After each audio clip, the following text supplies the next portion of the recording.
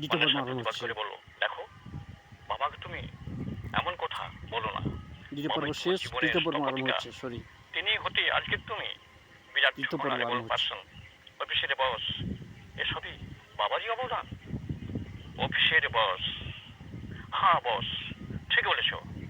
কিন্তু এর চাইতে আরো বড় অফিসের বস মানে কর্ণধার আমি হতে পারি। পারি তো তোমাকে দেখিয়ে দেব। সেও বাবার দয়া। বাবার দয়া? অনেকে ঝাঁঝালো কণ্ঠে বলল, বাবার দয়া? হ্যাঁ, বাবার দয়া। বাবা তার ছেলের প্রতি কি কর্তব্য তাই না করেছেন। তোমাকে মানুষের মতো মানুষ। থাক থাক থাক, আরে বাবা বলে প্রশস্তি করতে হবে না। দেখবে আমিও ওই অফিস বাদ দিয়ে অন্য অফিসে কত বড় দামি মাইনের রেসপেক্টেড স্যার হতে পারি। একটা কথা বলি শোনো, আমি বাবার কোনো কিচ্ছু নেব না। কোনো জিনিস না নিয়ে অনেক বড় হতে পারে। আমি বাড়ি ছেড়ে চলে যাব। তোমার ভালো লাগে তুমি আমার সাথে যেতে পারো, অথবা বাবা সোহাগী বৌমা হয়ে এখানে চিরকাল কাটাতে পারো। আকাশ ভেঙে পড়ল অন্বেষার মাথায়। আতঙ্ক যেন তাকে ছুঁয়ে গেল। স্বামী ছেড়ে দিলে অশুভ শক্তি তাকে গ্রাস করে ফেলবে। না না না, তা হয় না। না, স্বামীকে সে কোনো মতেই হারাতে পারবে না। অন্বেষা বলল, তুমি আমার স্বামী, তোমার কথা মানা উচিত। তোমার সাথে আমার যাওয়া কর্তব্য। আমি যাব, তবে হ্যাঁ, বাবার কোনো কিছুতেই তুমি হস্তক্ষেপ করবে না। তুমি বাবার কোনো কিছুই নেবে না। অনিকেত স্ত্রীর খুব কাছের দিকে এগিয়ে গিয়ে বলল, এই তোমার মাথায় হাত দিয়ে আমি প্রতিজ্ঞা করলাম, আমি বাবার কোনো কিছুই নেব না। যদি নেই, তোমার সমস্ত দাবি আমি মাথা পেতে নেব। বাবা কিংবা মা জানলে কষ্ট পাবেন। একদিন যখন বাড়িতে জানিয়ে দিলে হবে, এই ভেবে বাবার বাড়ি যাওয়ার নাম করে অন্বেষা বাবাকে নিয়ে স্বামীর সঙ্গে রওনা দিল। পরের দিন তখন জানিয়ে দেওয়া হবে বাবাকে। বাবা কিংবা মা জানলে কষ্ট পাবেন। একদিন তখন বাড়িতে জানিয়ে দিলে হবে, এই ভেবেই বাবার বাড়ি যাওয়ার নাম করে অন্বেষা বাবাইকে নিয়ে স্বামীর সঙ্গে বেরিয়ে পড়ল।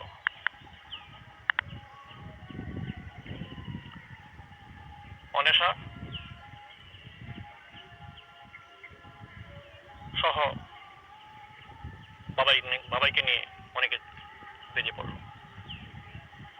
যে অফিসে কাজ করেছিল সে অফিসে অনেকে রিজাইন দেওয়ার জন্য গেল, সঙ্গে স্ত্রী অন্বেষা এবং ছেলে বাবাইকে নিয়ে। যথাযথভাবে দরখাস্ত যথাস্থানে সাবমিট করা হলো। এই ঘটনাটা অবশ্যই অফিসে জানাজানি হয়ে গেছে।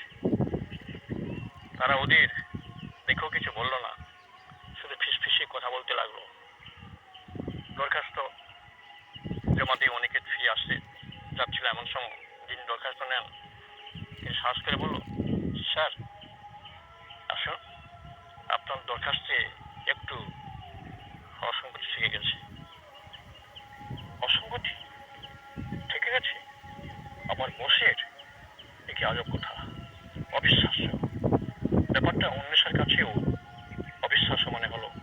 সেও স্বামীর দিকে এগিয়ে গেল। অনিকেত যে টেবিলে দরখাস্ত দিয়েছিল সেখানে গেল।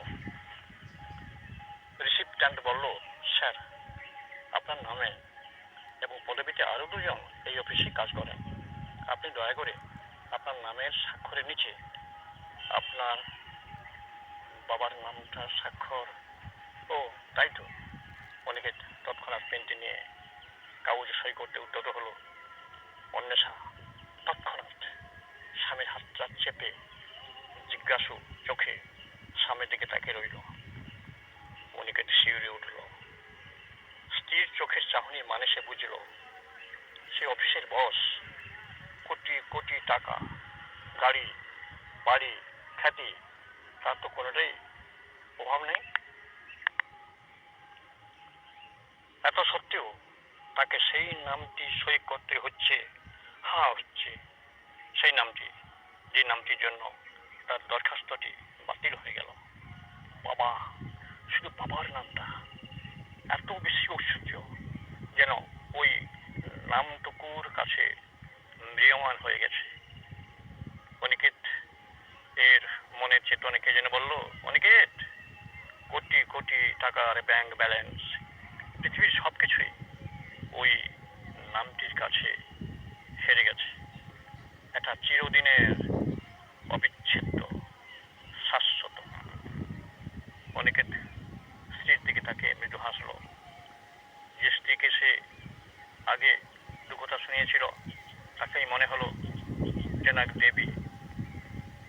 তার উপযুক্ত সহধর্মিণী ইচ্ছে হলো তাকে জড়িয়ে ধরে শত সহস্র চুম্বন করে বলে, অনেশা, তোমার অন্বেষণে ঠিকই আমি হেরে গেছি, আজ কিন্তু হেরেও জিতে যাব।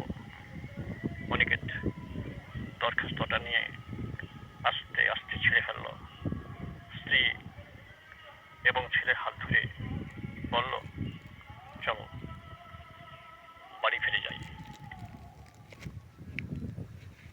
গল্পটি শুনলেন, দয়া করে আপনারা মন্তব্য জানাবেন। আচ্ছা, আপনি আমাকে আপনাদের